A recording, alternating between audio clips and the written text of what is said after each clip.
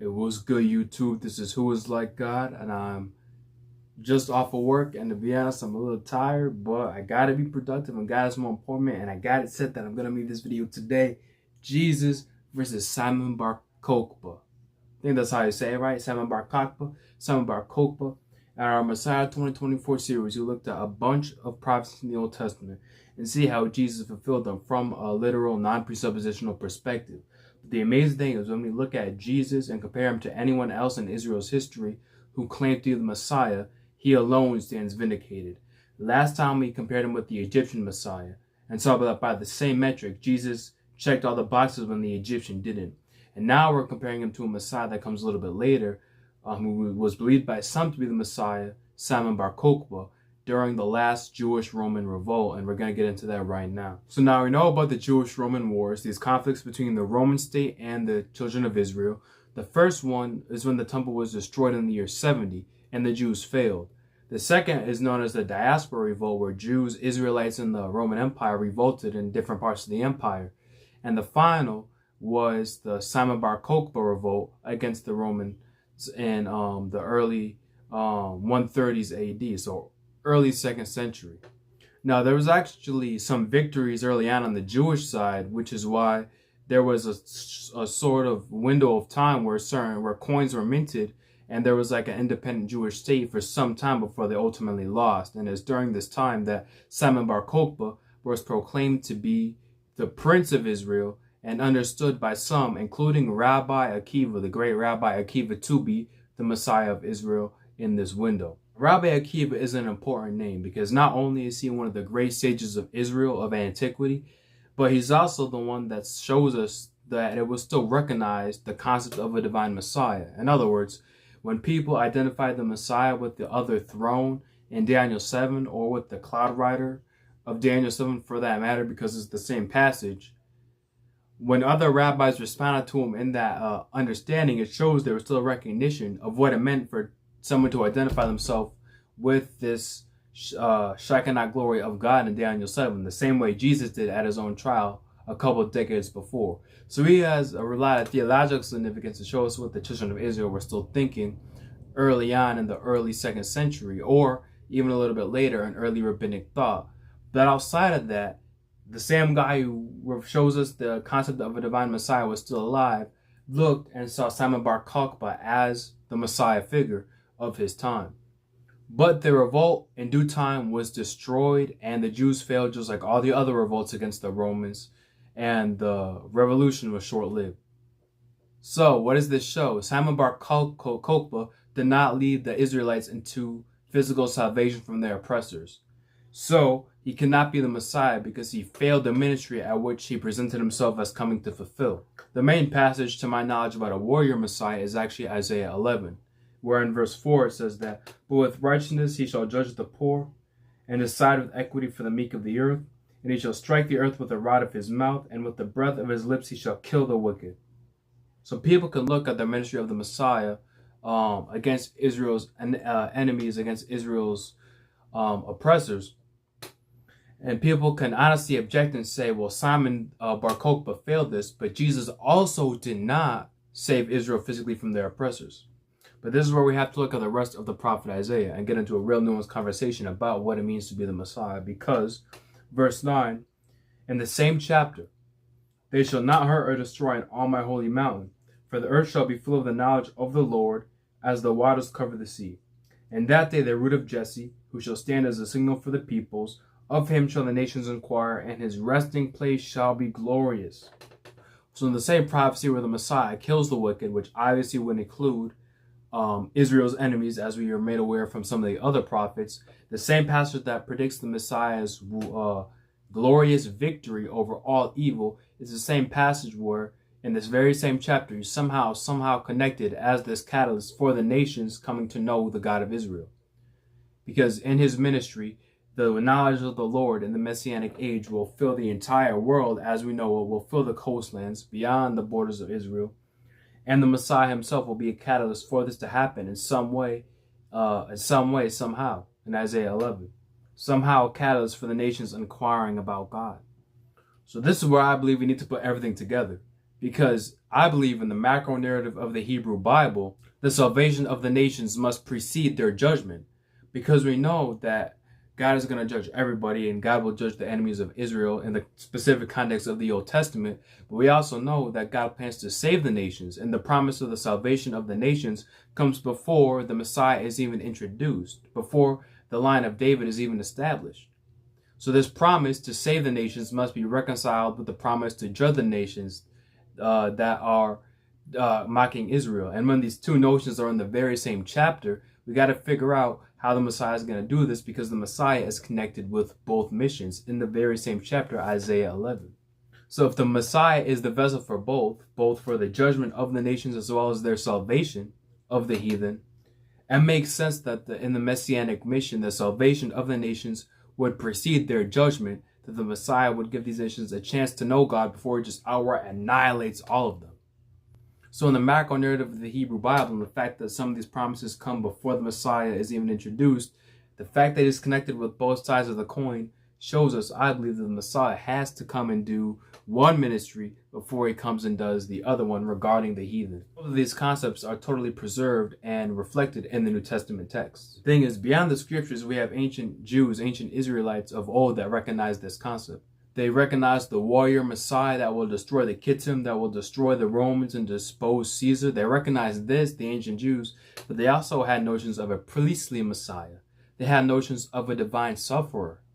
They had notions of one who suffers the sins of his people. All these ideas were recognized by the Israelites of old when you look at various Dead Sea Scrolls and various Second Temple texts. This goes to show that the complexity of the portrayal of the Messiah is something that is a real thing.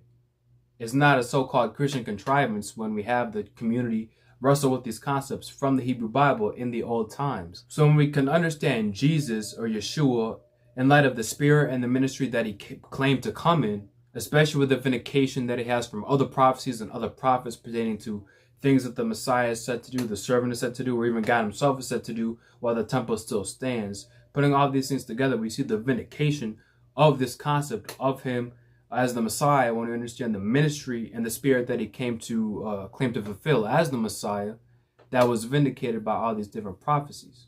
Whether we look at them from the perspective of literally looking at the prophecies literally and seeing the things happening in the world on account of Jesus, or even looking at them as motifs and seeing all the connections that are still established from that perspective. Therefore, we can look and see that these different concepts are totally reconciled and fulfilled with Jesus or Yeshua as a messianic candidate. The main point is this: when someone claims to be the Messiah, because there's this complexity of the Messiah in the scriptures, and even ancient Jews realized, we have to look and test their claim of being the Messiah, not only against the scriptures, but against the ministry of the Messiah that they're claiming to fulfill. We have notions of a priestly atonement, of a priestly Messiah, a suffering Messiah, or a suffering anointed, as well as the one who will destroy the enemies of Israel. So if someone claims to come in the spirit of a salvific Messiah, of a salvation Messiah, and do what that one is supposed to do in the prophecies, well, then they have their vindication. If someone were to come and claim to be Israel's Messiah, hypothetically, and save their Israel from their enemies, and they actually succeed, well, then they would fulfill that requirement. We have to look and test all people who claim to the Messiah against the standard of the Old Testament and the ministry that they claim to have. We have to test them against that standard because of the complexity that comes from in the portrayal of the Messiah in passages like Isaiah 11. So when you understand Jesus came in the spirit of suffering for the sins of his people and coming to being atonement, and this priestly Messiah angle, when you understand the spirit and the ministry that it came from that was recognized by ancient Jews, then we can look and sort of gird ourselves from that perspective and that motif, and see his vindication from those prophecies when we understand the motif that he was appealing to. In a similar way, we can look and see that Bar Kokhba was appealing to this motif of a warrior Messiah to save Israel from their enemies, but he failed that same standard that he set himself up as the fulfillment of. And that gives us a very clear vindication to say Simon Bar Kokhba failed as Messiah because the ministry he claimed he wasn't successful in. Whereas, by comparison, the ministry Jesus claimed he was successful in.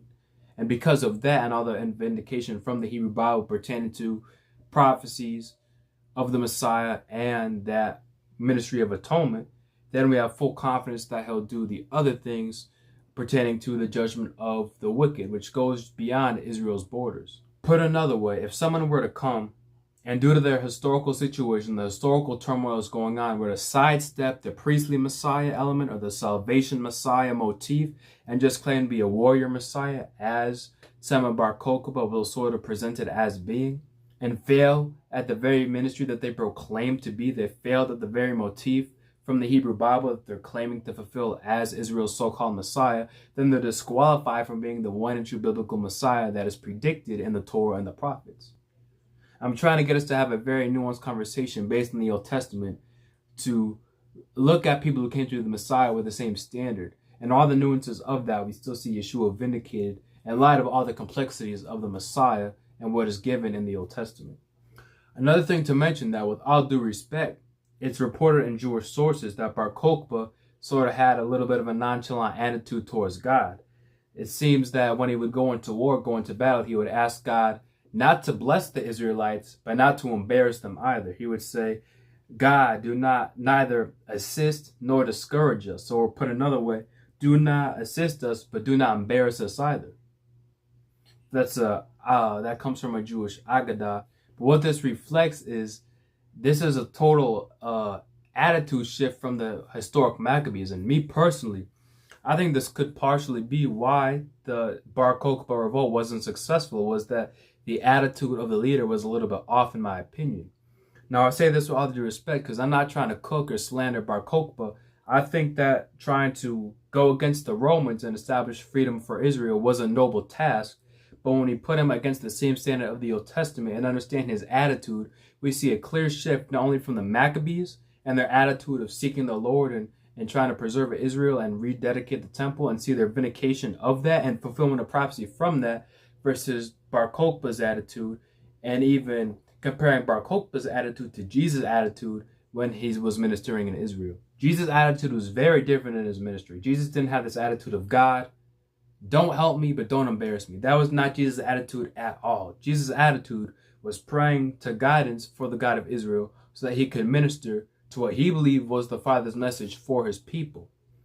We can look and see in Mark 1:35, very early in the morning, while it was still dark, Jesus got up, left the house, and went off to a solitary place where he prayed.